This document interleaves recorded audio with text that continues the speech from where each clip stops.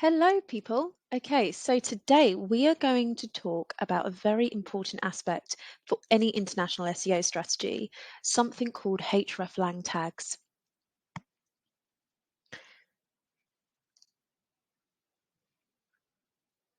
So I'll start off by answering the question of what is hreflang tag,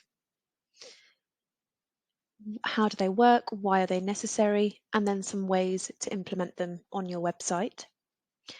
We'll talk through an example of where this has been done well and why, as well as some common mishaps that we see. And then we'll round off by talking through some best practice tips with recommendations for getting started. So let's dive right in. So what is hreflang? ahrefs.com give a great definition here. hreflang. So let's talk through how it works. So I'm based in Scotland and I'm looking to get back into running again, but I need some trainers. So I've gone onto Google and I've typed Nike trainers into the search bar. Now, thankfully, Nike.com have added hreflang tags to their website. So the search engine's been able to recognize from my browser settings that my language is set to English UK, that I'm based over here in Scotland. So it's displayed the correct version of the page to me, the correct currency. It will show me my local stores, the local contact details, and it will also show S's instead of Z's. So overall, a great user experience. I'm less likely to bounce. I'm more likely to buy the trainers or browse the site. So leading on nicely, so why is it so important for international websites? So number one, it helps search engines serve the correct web page to users and improve UX. User experience is crucial. It is so important, and it's something that we will find becomes even more important with the updates from Google coming later this year. Search engines, websites, and users all want to see the correct, the most accurate, and the most relevant results coming up in the search engines. So if you have hreflang tags in place, this ensures that you're driving the most relevant customers to your website to see your content and hopefully to convert. Number two, it avoids international websites or geo pages competing with each other. So you may find that Google could penalize you for having duplicate content or plagiarized content if you don't have this code in place, because it looks like you may have stolen this content from another website without understanding that you're actually all part of the same company. So what you may find, and this leads on to point three, is that your Canadian website may suddenly have a spike in organic visibility, organic traffic. But when you then dig deeper, you may find that you have a high bounce rate, you may have a low time on site and low conversions. And if you then dig deeper, you may find that that traffic is actually being stolen from your other country sites. So it's not relevant traffic that is being driven to your website, and that's why you have these people coming and then leaving quite quickly.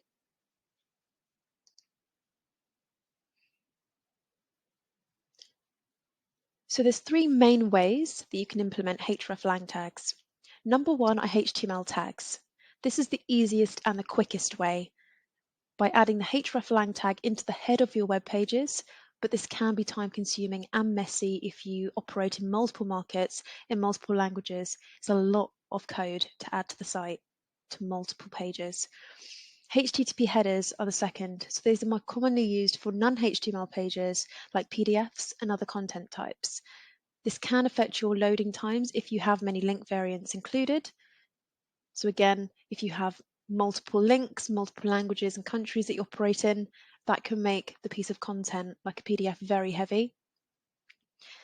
The final and the most preferred way are sitemaps. So it eliminates the necessity of implementing the tags on every single page manually. Everything's defined in a single file and it doesn't affect site speeds. There are ways that this can be semi or fully automated as well, but we won't talk about that today. And that would be something that's more advanced once you're further along your HREFlang journey.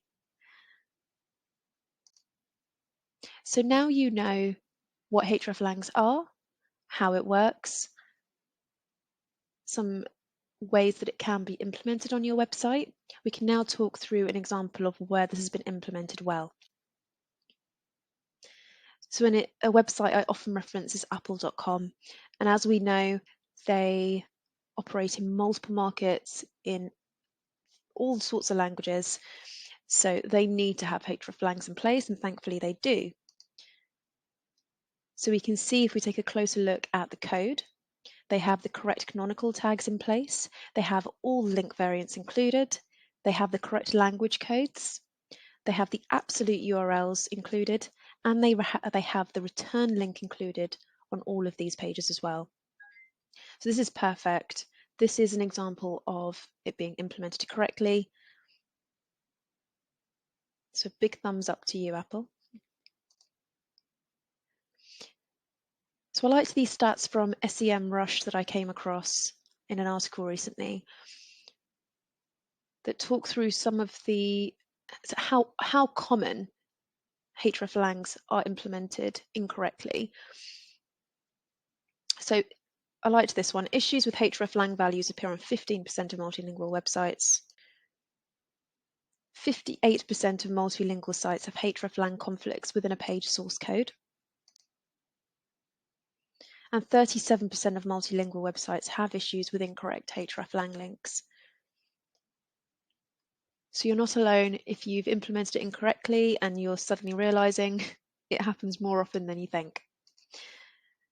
So to round this off, some best practice tips. So here are 6 core tips to getting started with HREFlangs. There are many more, but we'll just talk through a few here.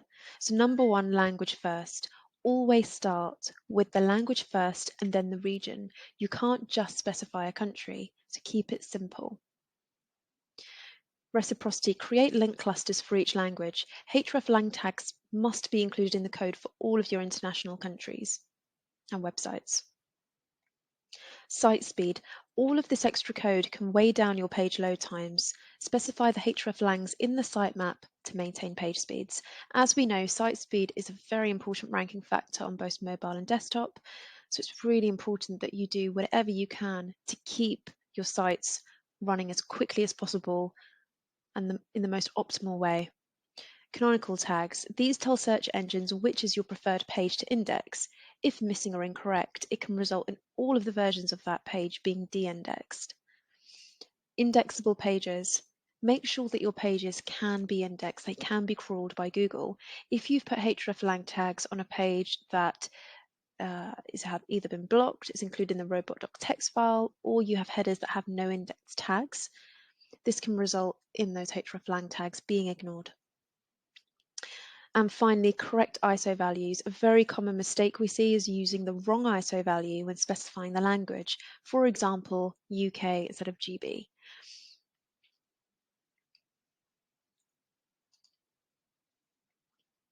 So there you have it. You now know what hreflang tags are, you know how they work, you know some of the most common or the preferred ways that this can be implemented on your website. You've seen an example of where this has been implemented correctly and why. And I've also talked through the key aspects to consider to make sure that you have implemented so that this works correctly. Thank you so much for your attention.